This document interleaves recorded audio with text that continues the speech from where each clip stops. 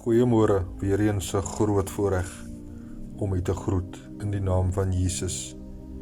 En weer eens sê ek vir u baie welkom en 'n hartlike goeiemôre. Opskrif van my boodskap is: vat dit in die gemoed. Weet jy, Jakobus 1 vers 2 tot 3 sê: ag dit louterige vreugde wanneer julle getoets word. Want julle moet weet dat hierdie toetsing julle geloof versterk en volhoubaarheid bekragtig, as ook lydsaamheid bewerk. Weet jy wat, die lewe sal altyd uitdagings voortbring.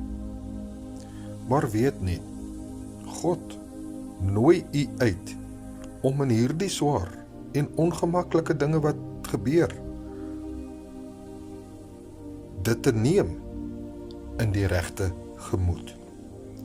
Wanneer hierdie tribulasies kom, moenie toelaat dat dit u breek nie. Laat toe dat dit u opbou. God gebruik juis dit om u te versterk in u geloof. Dit berei u voor vir wat in die toekoms mag gebeur. Vreugde kom nie van omstandighede nie, maar om te weet, God is met u en hy is reeds daar. Ek is pastoor Gary, brood en water 5 minute woord seëngroete, en weet net, Jesus wag om van jou te hoor. Amen.